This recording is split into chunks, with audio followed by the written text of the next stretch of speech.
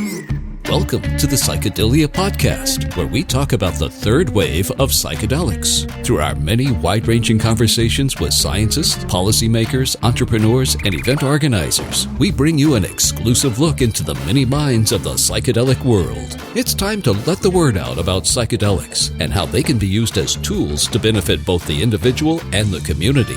Welcome to the third wave. Hey guys, welcome back to the show. We have Peter Sjöstedt-H, and I needed to say that as soon as I could because I was mimicking another podcast because that Swedish name is very difficult. So it's Peter Sjöstedt-H, and this is the 20th episode of the Psychedelia Podcast. So first of all, I want to thank all of you who have listened to every podcast. There are probably some of you who have. I also want to thank you if this is the first podcast that you've listened to, or the second, or the third, or the fourth, or whatever number. It's great to hear from you guys. It's great to have you as listeners. It means a lot to me that people do spend the time and the energy and at least part of their attention on listening to this podcast. So I want to thank all of you. And what we're going to do with the podcast is, because this is episode number 20, I think it's time to evolve. I think it's time to look at what are the next steps. How can we change this? How can we make this better as a podcast?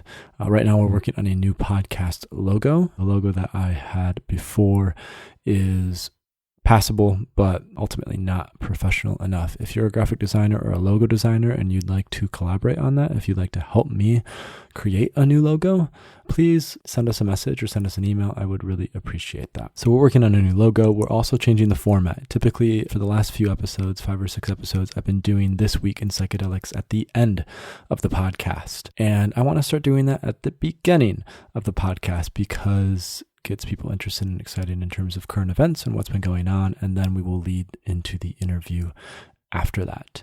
So, for This Week in Psychedelics, we have a few cool things. So the first thing is I did a microdosing seminar in Portland on April 30. We had about 275 people at the seminar. It was a great event, a really great turnout, a really enthusiastic crowd. We had such a good panel of people from various backgrounds. We had a musician, we had Native American, we had a couple Native Americans, we had someone as well from India who talked about the holistic nature, the idea of being connected not only to mushrooms as a plant, but also our nutrition.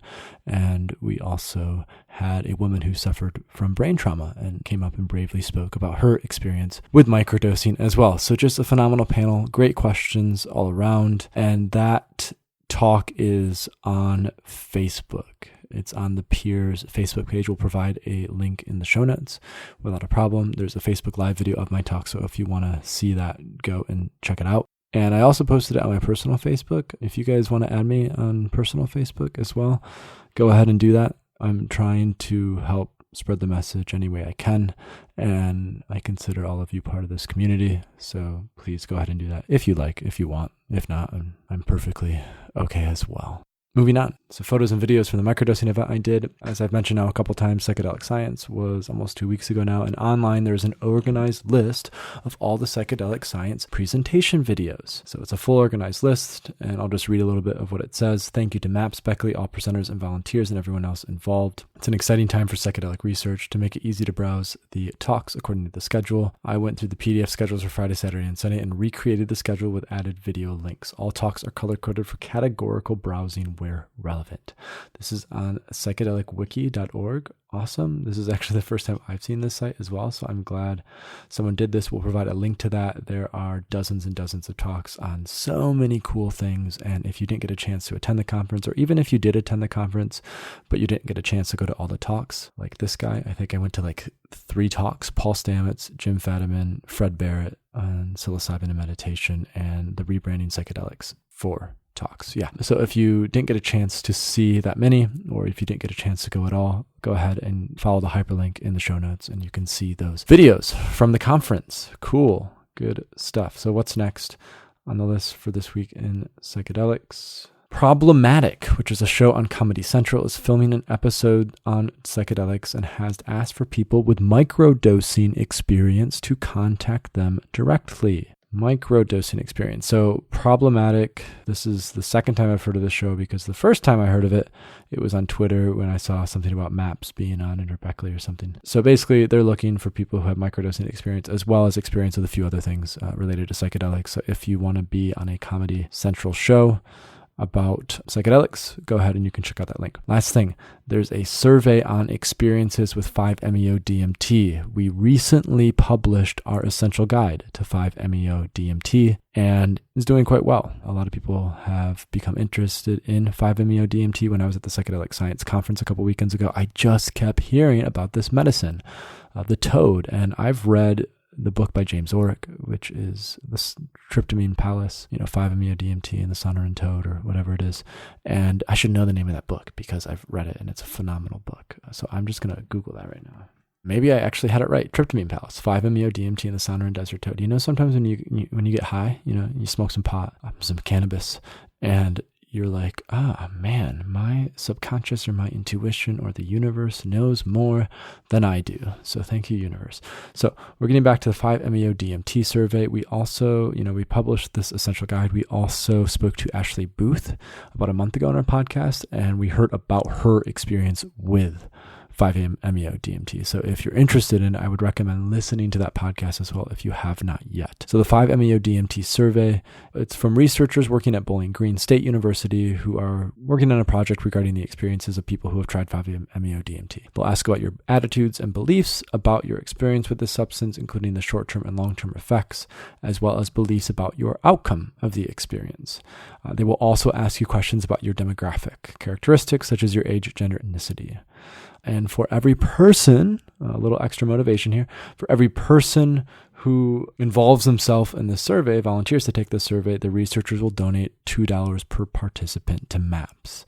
So that's a little extra incentive. So photos and videos from the microdosing event in Portland, an organized list of psychedelic science presentation videos. Problematic is looking for people, and a survey on experiences with 5-MeO-DMT. Exciting stuff all around. One other thing, I mentioned earlier that we're going to start changing the format of the podcast. We're going to start answering questions on the podcast. So if you have questions that you would like me to answer about microdosing, about psychedelics, about culture, about community, about anything you want, really, but try to keep it around psychedelics for the most part, I will answer them. And we'll answer 3 questions per show, and we're going to do questions at the end of each show. So we will have This Week in Psychedelics at the beginning and then the questions at the end. So send in your questions and I'll be happy to answer them. So as I mentioned already, we are joined by Peter Sjöstedt-H, and with him we delve into philosophy and neo-nihilism. We discuss how the psychedelic experience fits into Peter's philosophical models and how microdosing could contribute to modern transhumanism. We also learn about a Marvel character that is starring in a new movie and TV franchise and how Peter was involved. This is going to be an exciting, I don't know, honestly, if I would describe this podcast as exciting necessarily, but it's going to be thorough. It's going to be informative. It's going to make you think and ask questions. And ultimately, I hope it maybe has you question some of your own thoughts or some of your own belief systems. I think every good philosopher does that, absolutely. And I think Peter is a phenomenal philosopher.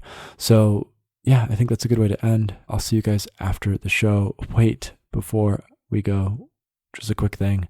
We updated the gifts for our Patreon campaign. If you haven't, and if, you're willing, we would appreciate your contributions to the Patreon campaign, and leave us a review on iTunes if you enjoyed this podcast. Thank you. That's it. Now for the podcast.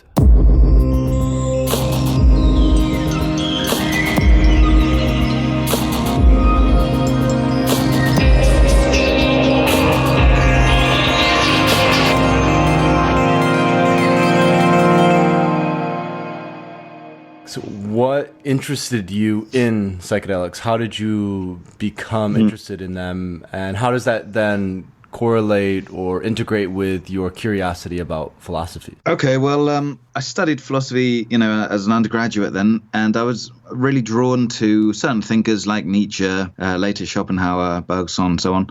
But I always had a very strong interest in the philosophy of mind. which sort of overlaps with psychology, I suppose, and neuroscience and so on. And I studied that, and then I got a job in London teaching A-level philosophy in a college there. And the college sort of roped me into teaching philosophy of religion as well, or theology, which wasn't really my field, but I thought, okay, yeah, why not? So I started teaching that, and part of that was teaching arguments for the existence of God and sort of a metaphysical realm, cosmological, ontological, teleological arguments and so on. And these were all sort of, there were a lot of arguments against these arguments, but there was one reason for believing in the metaphysical, and that was the argument from religious experience. In other words, some people have had what they think to be an experience of God or the afterlife or something like this, and that sort of trumps everything else. So I was intrigued by this, and I started reading William James on the varieties of religious experience related to that. And then interestingly, in James, he writes about how alcohol is the first step of the mystical consciousness. And after that, he talks about ether, nitrous oxide,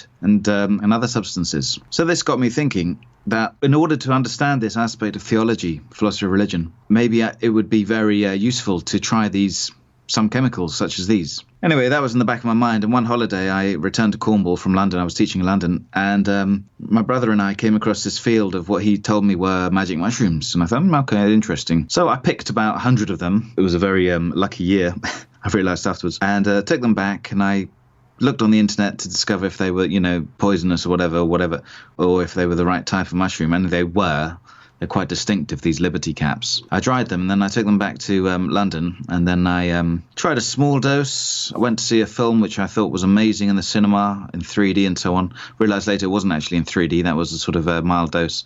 And then a week later, I took a heavy dose of psilocybin mushrooms. And that sort of changed my world, because at the very least, it showed me the power of the human mind. Now, this is something you can't really study, even if you're deep into psychology or philosophy of mind or whatever. You don't really know how amazing the mind, how powerful the mind can be. I mean, to see these unbelievably sublime and beautiful spacecraft, which you sort of can flow into, and you see it, well, I saw it at least in exquisite detail, as detailed as the desk in front of me now. Just sort of it changed me, and obviously changed a lot of people. So after that, I started looking into the literature, philosophical literature on it, and I realized there wasn't much. There's some, like I say, William James, Aldous Huxley and so on, but not much at all. And Lenny Gibson from the 70s, Ernst Junger, but relatively speaking, there was very little. So I thought, okay, I'll, write something about it. And one of the things I wrote, which probably the most popular thing I wrote, was this psychedelic influence on philosophy, which very basically a list of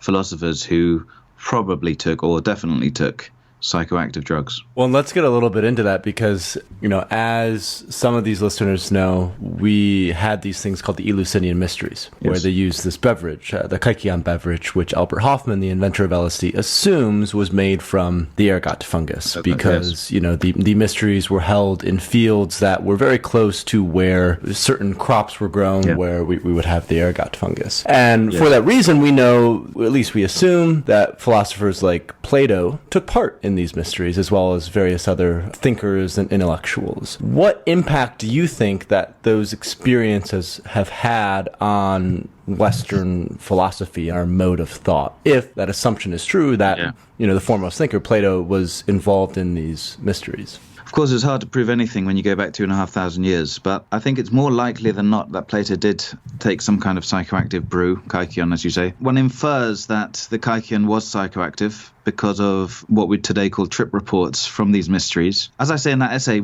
the philosopher Whitehead, who I mostly study today, he's famous for saying that all of Western philosophy is but a series of footnotes to Plato. And when you look at Plato, when you look at his argument, he's mostly famous for his arguments for dualism, that the soul and the body are distinct, and for the theory of forms, which is that there exists this eternal, timeless realm of ideals. Those ideas were introduced in a book called The Phaedo on the Soul. And in that book, he talks about visiting the mysteries, the mystery festivals, and he says he had these sublime, beautiful visions, and he wanted to be known as a mystic. And after that, he talks about his theory for dualism, which he apparently saw in his mystery visions. So it's a conjecture. There's not proof. You can't talk about proof here, but certainly it's feasible that some kind of psychoactive substance influenced Plato's idea of dualism and the forms, and of course that has been highly influential. I mean, people say that Christianity today is really a mixture of Plato and the Bible, especially in terms of its dualism. So if it's correct that he had these, what we today call psychedelic experiences, if that is correct, then we can not only attribute the origin of Western philosophy to that, to a certain extent, but also Western religion, Christianity. So I think that psychedelics probably have played a much larger role in forming our culture than most people realize. The interesting thing about psychedelics is they are so radically alien, the experiences they can give you at a high dose, at least. They're so radically alien that it's very hard to classify what's going on. It's very hard to reduce it to anything else that you're familiar with, and thus very hard to explain it. And that's why I think it's so important now to apply, logical analysis and scientific analysis to these questions. So I don't know what's going on, really. But I mean, I have some hypotheses. So, for example, my last article in Psychedelic Press was about a Whiteheadian interpretation of psychedelic experience. So in Whitehead, he believes there exist these Platonic forms, he calls them eternal objects. And I'm speculating that when one takes psychedelics, one can gain more of an access to these eternal forms, so alien forms of experience that we would not normally, as humans, experience in this age, or any organism in this age would experience. So it gives us sort of tastes of potential types of qualia or experience, which are just not practical for us. We don't need them at the moment, but nonetheless, they exist there in this temporal, eternal sense. And so that's why it's so fascinating. And that's why William James calls these experiences ineffable, because, I mean, I remember I had these very powerful emotions on psilocybin. And I remember thinking at the time, I don't know if thinking's the right word, but I remember that I felt that I've never had these emotions before in my life, and I've never had them since in that particular ways. I can't even remember what they were. I think that's partly because they're so alien, and as a result there exists no words for these emotions. But nonetheless, there were emotions there, completely different from fear or happiness or curiosity or any of the familiar feelings. So one can apply Whitehead to that, because all of the potential forms of experience sort of already exist in this transcendent realm of eternal objects. That's one sense in which I have applied Whitehead's philosophy. But I think there's so much more to explore. I mean, this is a very young science, isn't it? I mean, it's a very young Wissenschaft. We're all pioneers here in this new world. That's part of what makes it so interesting, and we know that humans have been, experiencing these altered states of consciousness, whether with psychedelics or other means, fasting, trance states, dancing, for thousands, breathwork for thousands and thousands of years. Yet we haven't had the tools to really understand all aspects of what's going on, both the spiritual aspects, quote unquote, but also the now the scientific aspects with neuroimaging studies. And is that what your objective is? Is that what you're trying to understand or quote unquote accomplish, if even that's possible, is to create a model in which we can understand psychedelics from a philosophical perspective? I suppose, partly. I mean, I'm generally trying to create a general metaphysical system incorporating Whitehead, Bergson, Nietzsche, Schopenhauer, and others. It's like my lifetime's aim, I suppose. And psychedelics certainly will feature within that. So hopefully within that system, I hope that an explanation of psychedelics could occur. But, I'm not saying it definitely will. I mean, it might be the case that we're just not ready yet for such an explanation. Maybe humans are simply not the right species to understand these experiences, So, for example, if we assume an octopus can feel hunger, just because it can feel it doesn't mean it can explain hunger. Humans have hunger as well. We can explain it better in terms of digestion and physiology of our bodies. But we might have experiences like an octopus does, and we may simply not be it just might be impossible to ever understand it, or maybe we'll understand it in a few hundred years when we have a number of other tools which we can't even imagine yet in order to explain things. I mean, we know that we don't know everything, because not only in terms of psychedelics, but the theories of relativity and quantum physics, for example, are famously incompatible. So we know that there must be a theory which will encompass both of those harmoniously. And we know that even if that happens, physics cannot explain, contrary to what a lot of people believe. But I certainly think that, for logical reasons, physics cannot explain consciousness. So we need then a higher theory than even that. And this is going to take, really, we're talking, hundreds of years. So although I'm hopeful, I certainly don't expect an explanation soon. What has developed so far, based on the work that you've done the past, 5 to 10 years specific to psychedelics and philosophy? What have you developed in terms of your understanding of this experience? If you could just give like an overview of that, if that's even possible, and where do you see it continuing to develop? Where do you see your work going in the next 5 years or 10 years, something like that? Well, I'll give you one aspect of it. So at the moment, I'm studying a PhD in Exeter University on Panpsychism. Panpsychism is the view that mind, sentience, is not merely a product of a brain or a complex physiology, but mind is inherent in everything. It's intrinsic to all organisms, including plants, but also including molecules, atoms, and so on. Most people think that's completely nuts and crazy. But when you look at the logic, it's actually, it's probably right. Whitehead believed it. Many great thinkers have believed it in the past. Many Renaissance thinkers believed it, like Bruno. He was burnt at the stake by the Roman Inquisition 1600 because of beliefs such as that. So anyway, I'm working on this view that mind is universal. And I think that can offer a good peek into the certain psychedelic experiences. So a number of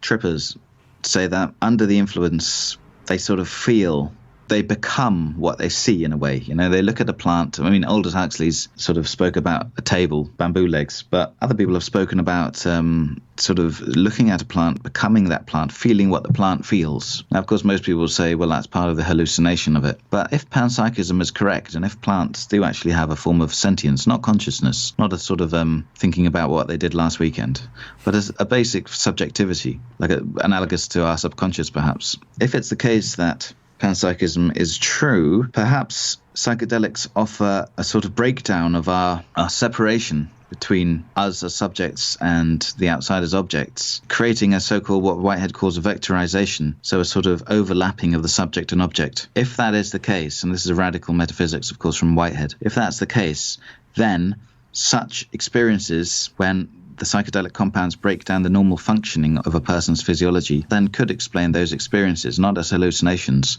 but as actually something much more real than what we normally do perceive. Because, of course, our common normal experiences evolved to be practical. So we've cut out what's unnecessary, generally speaking. So I think generally, as Huxley said, and he was using Bergson, and Bergson and Whitehead are very similar in these respects. Psychedelics probably offer a sort of less limited perception of reality. And we must realize that our normal perception of reality is a hallucination in the sense that it's a limitation. It's a very restricted form of consciousness. And this is something, again, William James wrote. So I think certainly, panpsychism can explain parts of the psychedelic experience, but not everything. Remind me, because I talked to Roz before this, and she had mentioned an essay that you wrote, or a book that you wrote, was influential in helping to develop a character in an upcoming film, Karnak, I believe. Yes. Is that correct? Can you talk a little bit about that? Yeah, sure. Okay, so at college, when I was teaching there, I said I taught philosophy of religion, but I also taught Nietzsche's book Beyond Good and Evil for 6 years, a book written in 1886 by Friedrich Nietzsche, who, if your listeners don't know, is a German philosopher, lived from 1844 to 1900, a sort of a huge critic of Western culture, especially Christianity. Anyway, I was teaching this, and I sort of was getting into writing style then at the time as an art form. I always considered writing to be just a method of transmitting information. But with Nietzsche and other writers like Schopenhauer, I realized that, and George Orwell, realized that no, it really is an art form, even in philosophy, not just in novels and literature. So I thought, okay, I'm just going to write this essay combining Nietzsche, Schopenhauer, and Hume, really, called Neo-Nihilism. It's a chapter now in my book, Numenautics. But I thought I'd write this just to extract the essence of this nihilism, this sort of anti-moralism, predominantly Nietzsche. And so I wrote it, but I also thought I'm going to experiment in a new style, with sort of hyperbole, very harsh style, powerful style, which is not the way I normally talk or write. But, as I say, it's partly an art form, although I believe that what's in there is truth. So it's sort of a mixture between art and truth. Anyway, so I wrote this thing and then I left it. And a few months later, this guy comes up to me and asks me if I know how to create ebooks for sale on Amazon. I said, I don't, but I'll look into it. So I looked into it for him and I thought, okay, I've got this essay. I'll put that on Amazon and just to see how ebooks work. Put it on there, worked it out. Then the essay Neo-Nihilism started selling a bit. And then one day, suddenly there was a huge sales spike, 150 sales in one day or something like that. It's just flabbergasted. I had no idea why this happened. And I found out a week later that a guy called Warren Ellis, who I subsequently found out was a very famous and well-respected comic book writer and also a writer of books and films, Iron Man 3. And he had read and reviewed the book on his newsletter. He's massive on social media. And that got me the sales spike. So I thanked him for it. We got in touch and the review was very nice, short, but, to the point, and it helped me out. And then after that, Marvel tasked Warren Ellis with recreating an old Marvel character called Karnak. I think Stan Lee created him in the 1960s. He was part of a family called the Inhumans, something like the Avengers. And Warren Ellis then recreated him, and he wrote that he was inspired by a New York philosopher called Eugene Thacker and myself, primarily, with Karnak's recreation. And so, and then the comic book series came out, Karnak, last year, and the trade paperbacks just come out, the 6 comics in one, which bears his name. It's really, I don't know much about comics, but I must say I'm quite pleased with this one because it's a very cool kind of philosopher superhero. His superpower is that he can find the flaw in all things, in structures, but in philosophies as well. And now Marvel have teamed up with ABC and IMAX Cinemas to create a new kind of a movie TV show hybrid. So there'll be a sort of show, a series. The first 2 episodes will be movies in the IMAX cinemas, and the rest, I believe, will be just like normal TV show episodes. So sort of an experimental idea, I suppose. And the Inhumans, then, one of the 5 or so Inhumans is Karnak. So I'm hoping for red carpet treatment for that one. That would be nice, wouldn't it? The weird thing about all of this is it was absolutely unexpected. How could ever expect a text one writes will do something like that? But, that's life. In what way did your philosophy, in what way did your writing influence this character, Karnak? That's a question really you should ask Warren Ellis more than myself. There are hints within the work. Like, for example, top of one of the buildings, there's Noumenon. My book's called Noumenautics, partly based on Kant. Little things like that, but also just the fact that my essay is highly critical of the belief systems of the West, really, actually everyone, in a logical manner, concise manner. And this is sort of a manner which Karnak takes up within the storyline of the comic, it seems. But actually, what I really want to do when I have time is go through the 6 comics or the book in detail and sort of offer a philosophical analysis of it, based on my work and Thacker's work and others. But at the moment, I haven't got time. Have you looked over the comic book or read through the paperback or anything like that? Oh, yeah, I read the comics and so on. And like I say, it's a general skepticism of all things. And also just the sort of neo-nihilism was written in this, like I say, hyperbole, this very harsh style.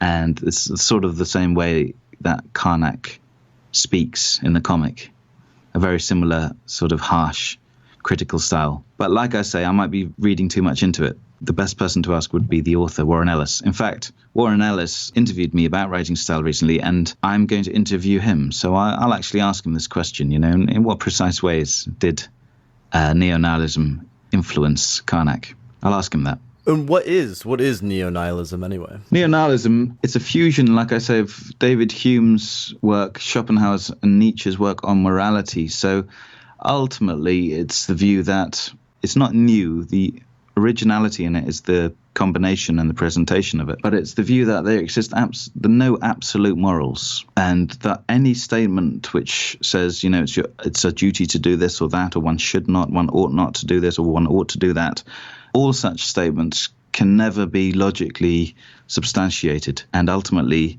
this means that they are mostly subconsciously, imperatives of power rather than truthful ethical statements. A lot of this is derived from Nietzsche's work, later work really, from Beyond Good and Evil. Like I said, I taught that for 6 years, and also the genealogy, parts of his Nachulas, his notebooks, and other works. What I think attracts a lot of 20-year-old men to Nietzsche is that he questions so many cultural axioms that one holds without question. One is not even conscious that one can question these things. And what Nietzsche brings to the fore is how much Christianity has influenced our modes of thinking in the West. Even when one says one is not a Christian, even when one says one's an atheist. I mean, Richard Dawkins, for example, the sort of arch-atheist of our time. I mean, compared to Nietzsche, he's an archbishop. He's very Christian in his thinking. So Nietzsche, in some senses, is like a psychedelic drug. He takes you outside of your society, outside of your culture, and makes you look back at it in shock from a completely new perspective, really. And that shock is what I tried to encapsulate within that essay which inspired that Marvel superhero. And there's a Nobel Prize-winning author called Octavio Paz, who's Nietzschean in a sense. And he sort of combines, not in much detail, but it's very interesting. He combines Nietzsche with the psychedelic experience and says that, psychedelic experiences take you outside of your comfort zone, outside of your culture, your social norms, your history, and so on. Well, they can do that. And they make you question everything. And they make many customs seem completely absurd. I remember one guy once at a conference, Breaking Convention Conference 2013, say he was on LSD and he went into a supermarket, I think, and saw a policeman with a badge on. And just the badge was just so hilarious to him. It's this sort of symbol of authority within this little sort of animal unit. So psychedelics can certainly do that. And Nietzsche, in his own way, does the same thing, but not just with social norms such as the police or the judiciary or whatever, but with ingrained norms of morality. And what are some of those ingrained norms of morality that would, for example, like you mentioned, influence Richard Dawkins to be comparatively an archbishop to Nietzsche? Okay, well, Nietzsche's quite well known for distinguishing master morality, what he calls master morality, from slave morality. So the argument is something like this. The Romans, for example, and the Spartans and other cultures have had what he calls a master morality. So what's valued in those moralities are things such as strength, honor, courage, valor, and so on. And what's disvalued are things like, weakness, mediocrity, even things like compassion. I mean, Plato didn't value compassion. For Aristotle, if you read Aristotle's Nicomachean Ethics, the crown of his virtues was pride, which, of course, in Christianity became one of the deadly sins. So there have been different moralities on earth. What happened historically from Nietzsche's narrative is this. The slaves of the Romans, they inverted the Roman morality, the Roman master morality, into a slave morality, so that contrary values. What were Roman vices became virtues for these slaves. Things like humility, weakness, meekness. And this was ultimately formalized as Christianity. Blessed are the meek, they shall inherit the earth, and so on. And Nietzsche points out that this was just one morality, which was at the time, then the Romans, of course, tried to kill the Christians and tried to put down this, what at the time was a cult. But of course, as we know, the Christians were victorious. Now, the Christians became so powerful that their one type of morality had a profound influence upon the West as we know it today. So that one type of morality, which was originally Christianity, of course you get that kind of morality in other cultures as well, but here in the West, that slave morality, as he calls it, was epitomized by Christianity. That became so powerful that it equated the word morality with its morality. And now Nietzsche's argument is that we've reached this stage where we just assume that morality is that form of morality and all other forms of morality are, wrong. So we've sort of progressed from these other forms. So what makes Dawkins, for example, a Christian compared to Nietzsche is this, that Dawkins will ask the question like, what makes a person moral? And then he'll look at the evolution of that and perhaps, brain scans. But of course, he's assuming here what morality means already. And he's assuming a slave morality as a morality. And that's what Nietzsche means by when he says that people just take this as a norm without questioning it. Now, whether Nietzsche's right or not about this narrative, at the very least, it makes you question, what was before, at least for me and certainly for other people, makes you question what before was not questioned. And in this sense, I think he's quite emancipating. And some people like Octavio Paz, Ernst Jünger and other thinkers have seen a real compatibility between then psychedelic experience and Nietzsche's philosophy generally. And of course, interestingly, I recently wrote an essay, again, it's a chapter in Pneumonautics, but it was published in High Existence as well, on Nietzsche's use of drugs. So Nietzsche was a drug fiend, really. He used a lot of opium, chloral hydrate, possibly a cocaine mixture towards the end of his life. And also he said that he was inspired in this mystical manner. So again, if that is the case, then there's another example of how psychedelics have influenced Western thought. What do you see in terms of that relationship where we have some of these thinkers who go, oh yeah, I've taken psychedelics and I'm not left-leaning, do have these more underlying kind of thoughts that are more in tune with like what Nietzsche talks about with this idea of a master morality? Yeah, I think it's an interesting historical thing that occurred because, of course, as you imply, most people within what you could call, I suppose, a psychedelic community are left-leaning. I don't know if left-leaning, I don't really like the words left and right-leaning because they can mean very different things again. You could be right-wing, you could be a right-wing creationist and you could be a right-wing fascist. They're not necessarily the same things at all. But generally speaking, the sort of 60s generation who were into psychedelics had a sort of Marxist sympathies. This was part of the age with the Cold War and so on, I suppose, and the anti-capitalist feeling. And so many arguments have been made that, when you take psychedelics, you gain this new political stance. But if you look at some of the original thinkers and some of the greater thinkers in psychedelia, this needn't be the case. It's not always the case that these chemicals lead to that political perspective. So, for example, Heidegger called Ernst Jünger the true continuer of Nietzsche. In Albert Hoffman's book, Albert Hoffman, of course, was the creator of LSD. In his book, LSD, My Problem Child, one whole chapter is devoted to Ernst Jünger, who's a dear friend of Hoffman's and inspired his outlook very much. Albert Hoffman himself he self-claimed sort of center-right thinker. So Ernst Jünger, he was a decorated war hero in the First World War for Germany. He was a Nazi captain in the Second World War, although he wasn't keen on Hitler. In fact, he was implicated in the assassination attempt on Hitler. Could be because Jünger thought Hitler was a bit too left-wing. But Jünger, he was the guy who coined the term psychonaut. Comes from a book of his from 1970. And he believed that psychedelics should not be distributed to the masses. He thinks that would be dangerous. He thinks psychedelics should only really be given to the few. And he always retained his what we'd call right-wing beliefs. And he was a heavy psychonaut, one of the first real sort of analyzers of the psychedelic experience. So psychedelics certainly didn't influence his thought, and his thought actually influenced Albert Hoffman, who had, big influence over people after that. Octavio Paz, I mentioned as well, Nobel laureate. He also, he believed that Western morality is unwholesome. It's a real divider of man, divides the world. And he says, I've got the quote here actually, he says, psychedelic drugs are nihilistic. They undermine all values and radically overturn all our ideas about good and evil, what is just and what is unjust, what is permitted and what is forbidden. So, of course, these two are the exception to the rule, but nonetheless, I think that if you really think that psychedelics can free you from social constraints, then at the very least, they would make you question the morality in which you've been brought up. At the very least, question it, even if at the end you might come back to it. And I think a part of that morality, which is what I wanted to kind of follow up with the second question, is this concept in our morality that drugs are bad.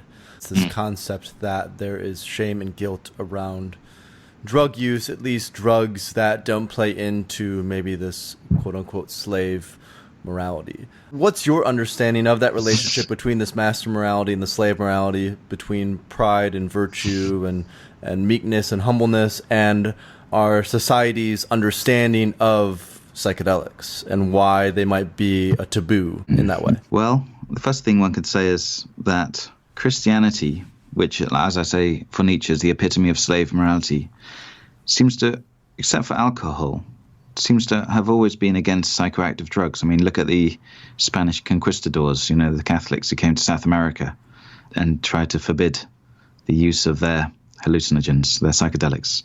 Why? Because they wanted a monopoly on spiritual experiences. I don't think this is to do so much with slave morality. That slave morality became a huge power structure, of course. The Catholic Church still is a huge power structure, more influential in South America than it is in Europe now. But nonetheless, it's there. And part of that power then is being a sort of mediator between the practical world, the everyday world, and the spiritual world. So any competition to that, I think, would be heavily punished by them. I can see why that would have happened in terms of power structures. Possibly as well, their witch trials was related to that, if one believes that there was actually a psychedelic element in witchcraft in medieval times, which is very debatable, but it's possible. So there's the general Christian opposition to spiritual drugs, let's say. By spiritual, I mean at least ostensibly spiritual. At least they make people it seem as if these are spiritual, even if they're not. So, of course, this was then this general Christian prohibition against psychoactive drugs, except for alcohol, was then became ingrained within the Western culture. I suppose it's flares up sometimes when you think about Nixon's war on drugs and so on, although there are racist elements to that as well, of course. Okay, so someone who reads Nietzsche and realizes the limitations that Western morality places upon people, someone who reads that and frees themselves, therefore, or at least begins the emancipation from Western morality, will suddenly realize that if there is no such thing as good and evil, as Nietzsche says, then, of course, taking certain drugs can't be evil in any sense. And that certainly frees one up in terms of, at the very least, not feeling guilt for taking them. So I think, you could certainly use Nietzsche in this sense. He's a great freer. He's the great leader of this. Well, this is almost an oxymoron, but leader of the free spirits. But he inspires one to become free, to take risks. He says one thing is needful, that one live dangerously. So even if psychedelics did have dangerous side effects, which I don't believe they have, relatively speaking, one would still take them to experience these heights of the mind. And like I said, Nietzsche himself certainly experienced that with opium. There's documentation, letters and whatever, of him taking huge doses of opium and chloral hydrate and other things. So I think he's a great freer, and I think there's also now a link to Nietzsche, I think, transhumanism, if you heard of that, and microdosing. Well, let's get into that because, we had discussed that. What is that relationship between Nietzsche's thought? Because that was going to kind of be a follow-up question that I have is we're discussing this idea of Nietzsche, this idea of going beyond good and evil. And, just from a personal experience, I got into Nietzsche as a result of doing psychedelics. I started reading. Oh, really? Yeah. I had my first psychedelic experience when I was 19 at the end of my sophomore year in college. And within 3 to 4 months, I was reading Thus Spake Zarathustra, Beyond Good and Evil, right. Gay Science. It really, psychedelics were this unraveling of what you were talking about, this unraveling of all of these subconscious assumptions of morality that I had made and that had been indoctrinated into me. And I started to unravel those with the psychedelic experience, and that led me into Nietzsche. That's interesting. That's almost like the opposite route I took, but it worked both. Same result almost. Yeah. Okay. And so what I want to ask about that is from your perspective, and this kind of gets into the transhumanist and microdosing aspect, which I want to transition into, is what are those implications for then creating a better world in which we live, quote unquote, better, which is of course an argument in itself, what that means. But what does that mean for, I guess, reducing suffering for those who we have relationships with, family and friends, in terms of overturning this slave morality, in terms of overturning this idea of meekness and humbleness and embracing some of these more Nietzschean type of ethics in our everyday life. And first unpack that, and then we can see where that leads into transhumanism, because I think transhumanism could lead possibly to a quote-unquote better community or world, depending on how we use the tool. So yeah, microdosing, very interesting phenomenon, which is becoming very popular now, as you know. It's, for those listeners who don't know, it's just taking very small doses of a psychedelic, which is supposed to boost your productivity and your joy in life and so on. Now, immediately then, of course, you can say that if that were, I don't know, you tell me, but I think there are not that many studies into its effectiveness at the moment, and it affects different people in different ways. I don't really know. Let's assume that it works in this sense. Then, of course, immediately, not thinking that there's such a thing as absolute evil will stop any guilt from people using it, which can, of course, increase their joy in life. Number one. Secondly, transhumanism then is a relatively new movement. It's the move to increase or to overcome humanity, or rather to create a quote-unquote better form of humans. Posthumanism is the view that, there would be a new species, really, or at least that's one form of posthumanism, analogous to Nietzsche's Overman. I mean, there are different interpretations of that, as you know. It's mostly written about in Zarathustra, but he says, man is a bridge between ape and Superman or Overman, sort of implying it's a new species, but that's very debatable. But anyway, part of transhumanism then says that, well, a prime part of it says that we should use technology to increase ultimately our power, the way we deal with our environment and so on, and deal with each other. So don't take power in a negative way. Our development, our advance, our evolution. Transhumanism, that's its raison d'etre, its reason for being, really. Part of that is the use of nootropics or smart drugs. So there's, for example, another Swedish philosopher called Anders Sandberg, who is very pro-smart drug nootropic. He says he uses modafinil, for example, and he says that, students, academics rather, should use smart drugs if it gets them better grades, because if you're working on a treatment for cancer, better that those researchers have a sort of enhanced cognition than that they don't. A lot of people are against it. I heard that, the Chess Federation have recently banned modafinil because they've now proved that it makes players 15% better or something like this. And I think microdosing has way more potential than some of these more traditional nootropics that we've been exposed to in the past. But continue. I just wanted to add that. Well, I was going to ask you about that actually, because I was going to say, do you see microdosing as just one more nootropic, or do you see it as an enhanced version? Obviously, the latter then. Okay, so interesting then. So if then microdosing is a super nootropic, or if it could be, what would that mean to transhumanism? Well, it could affect society in ways completely adverse to the original stance of, the first wave of psychedelia. So, for example, the American Air Force, they use modafinil. The pilots use it. If they discover that microdosing with LSD is much more effective in terms of their military operations, you might see LSD. The military already did experiments with LSD in the 50s, 60s. One wonders whether, there might be a new experimentation with microdosing now, because I think in the original military experiments with psychedelics, they always took the macrodose. I remember seeing videos of these soldiers sort of falling down in a forest and laughing. So imagine then that the military start using LSD or mescaline or psilocybin whilst dropping bombs and whatever. What a radical departure from psychedelics that might be. It could happen, of course. Also, as you know, Silicon Valley known now for microdosing a lot to make, they increase their productivity. And even that is a move away from the original 60s sort of more communist thinking mode of thought, or the more communist thinking. Even that way of using psychedelics is very far removed from the old 60s communist way of thinking, because, of course, it aids the capitalist system, the better productivity of a company. Coming back now a bit more into transhumanism per se, Nietzsche, there's a guy called, one of the first English commentators on Nietzsche was called A.R. Orage. And in one of his books, Consciousness, he says that the overman, Nietzsche's overman, would really need new forms of cognition completely, new forms of akin to the mystical insight. So one thinks then, okay, so like a microdose could certainly help humans become more powerful, and a macrodose could offer people new insights into reality. So eventually you'd get what I now call, there's the potential of gaining this state of being a psychedelic Superman. Well, and so my follow-up question to that then is, what does that mean from a practical perspective in overturning the slave morality that has dictated Western culture for the past 1,700 years?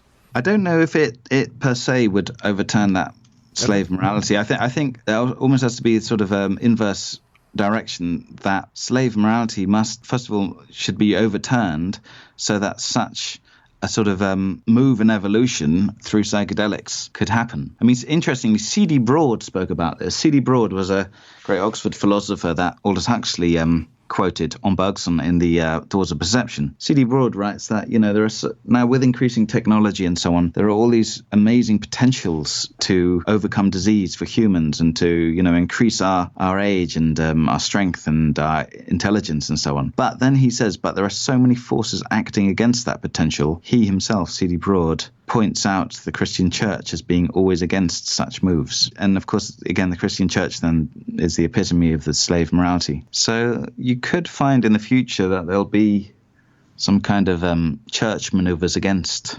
transhumanism and microdosing and so on. But who knows? It's completely unpredictable. But it wouldn't surprise me if it happened. We could even maybe go with the assumption that it already is happening, that the prohibition of psychedelic substances is indicative of the slave morality that has been pervasive in Western government in terms of prohibiting these substances for so long. Because, as you wrote about in, I believe, 382 AD, the Roman emperor at the time, whose name is escaping me, but I read this in your article this morning. Yeah, he basically put the kaput on the Eleusinian mysteries. And then, of course, with all of the witchcraft trials, the Salem witchcraft trials, but also what went on in the Middle Ages with the Albigensian Crusades and how they were eliminated and how the Gnostics were eliminated. And, there's been always this repression. Conquest of Americas, as I say, yeah. Correct, yeah. There's always been this repression of consciousness of this direct experience with God because, as you mentioned, the church needs to mediate this so that it can maintain power structures in terms of... I mean, that's partly... with the Protestant Reformation in Christianity, one of the reasons that it was so ghastly to the Catholics was because, there was this movement to translate the Bible into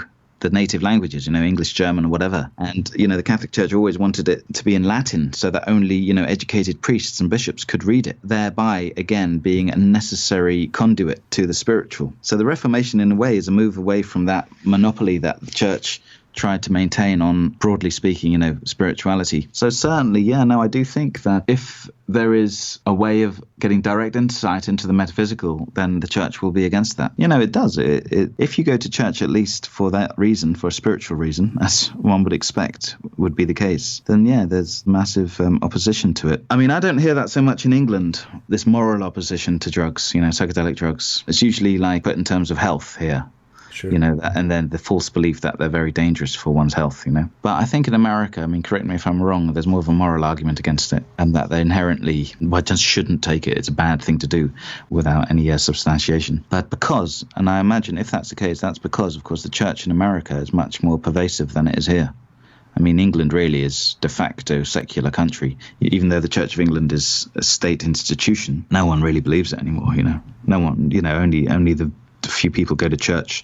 They're losing money, going bankrupt and so on. It won't last long, I don't think. Well, and it's like what you talked about with the printing press in the mid-15th century, which catalyzed the Protestant Reformation.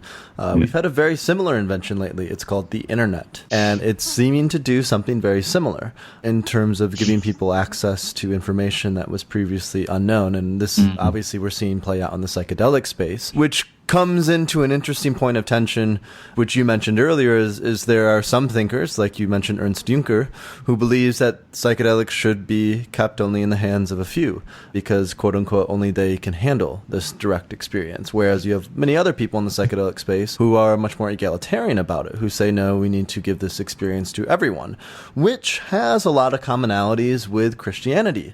And I did this podcast interview with Reverend Nemu about drugs in the Bible, and he mentioned about how there was this ointment that the priests used to rub on themselves, but it was only for the priests that could have this direct experience, that it wasn't just given to everyone.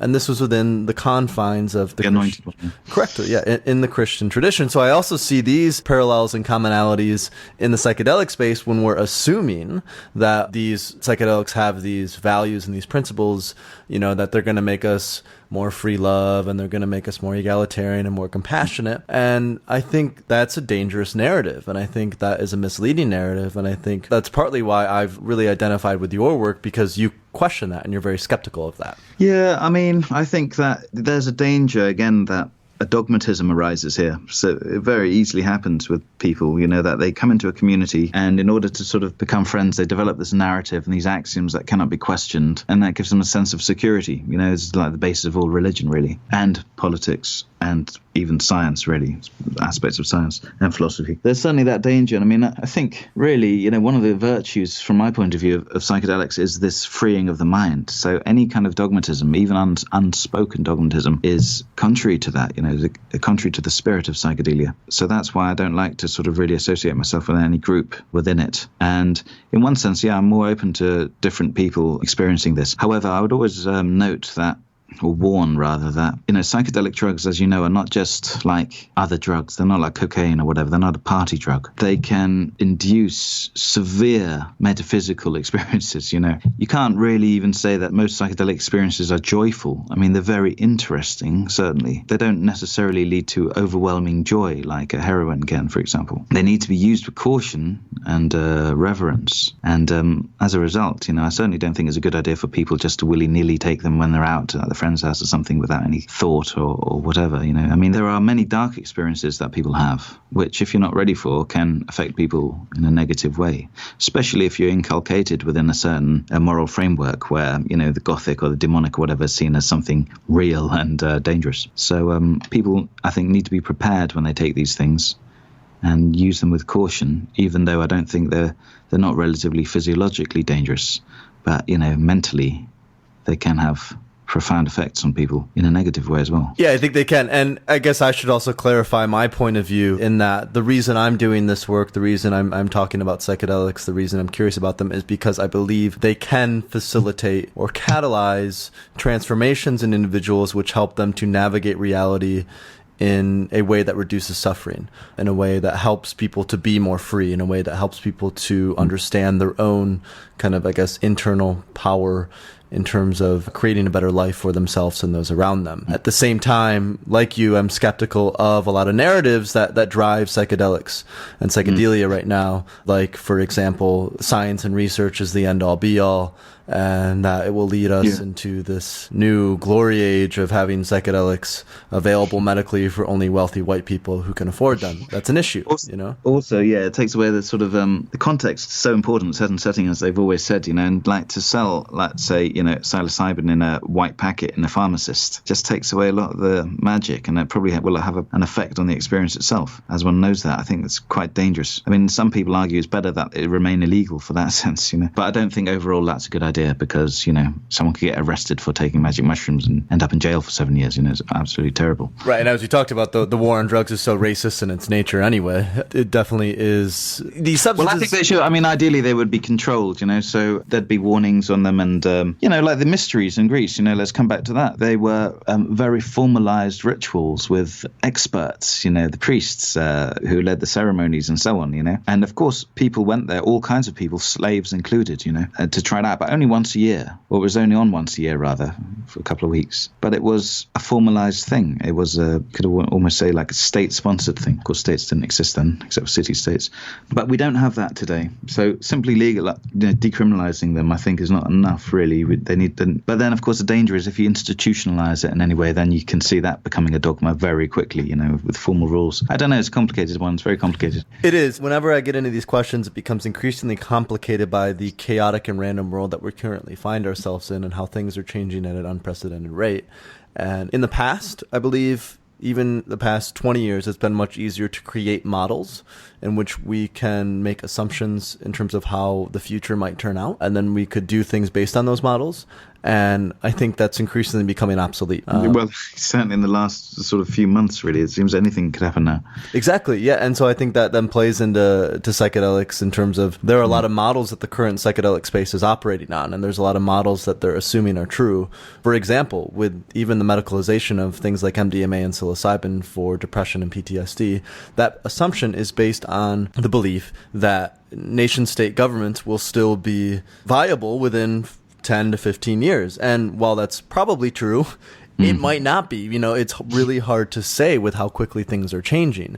And so I think that's why it's so important that we have people who are incredibly skeptical of the current narrative in the psychedelic space and are working to make sure that their voices are heard so that we can develop alternative ways of navigating the future with these substances. I mean, I'm personally quite skeptical of many psychological so-called conditions even, because, you know, my work is in the philosophy of mind, and I'm very aware that no one understands the true relation between the matter and mind. It's known as, you know, the hard problem of consciousness, how mind and matter relates.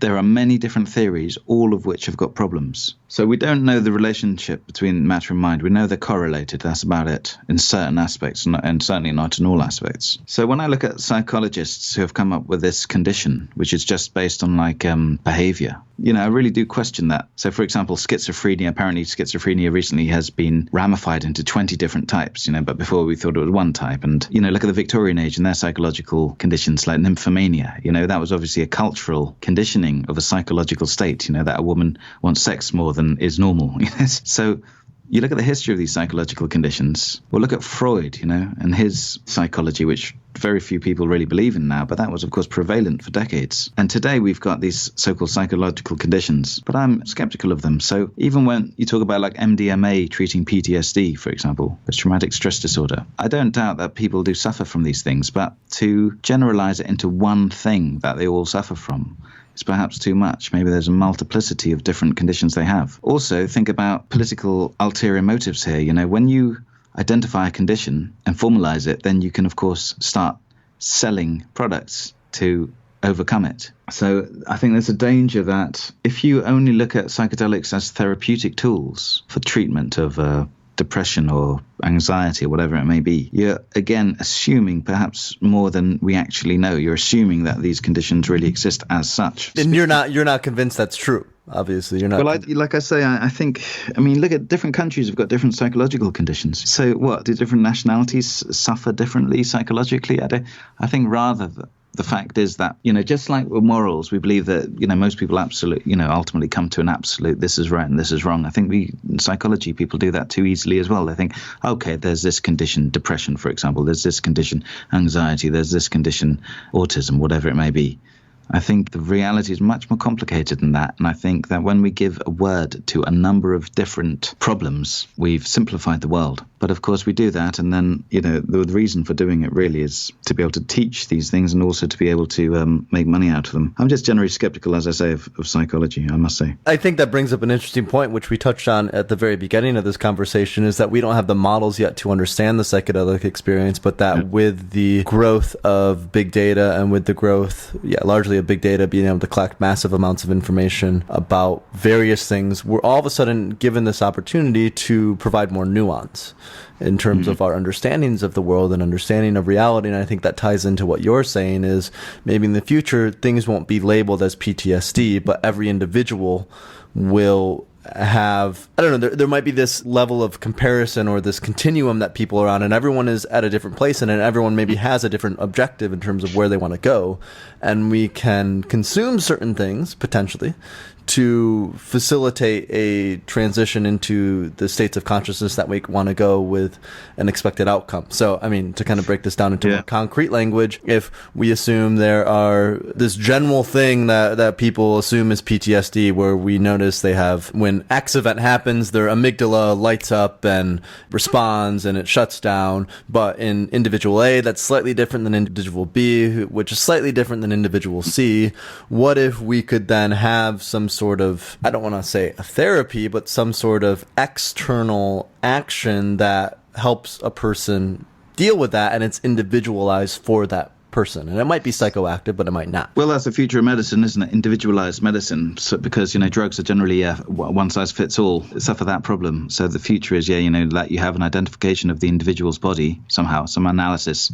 And then from that, one realizes what chemicals will help them in whatever ways. So that seems to me, that's the way medicine's going. And I think that will then take away these generalizations that we use at the moment. I think another thing that psychedelics do is, as I was saying, we don't have an answer to the hard problem of consciousness. But what psychedelics add to that is the following. Most people didn't even know the potentialities of the mind, We think that we've experienced it all by the age of 20, but then you take psychedelics and you realize, okay, no, there's so much more that adds so much mystery to the mystery that already exists. So really, I think any dogmatism here is completely unfounded. And I think that's a good note to end on, because I think that encapsulates kind of what we've been discussing this whole time, is that it's up to us as individuals to think for ourselves and to try to overcome a lot of the quote-unquote conditioning that we've been exposed to, this idea of slave morality, this idea of the subconscious way that we've had our lives dictated to us in many cases because of culture and because of the way that we grew up. It's up to the individual to explore their consciousness, to ask questions, to be skeptical, to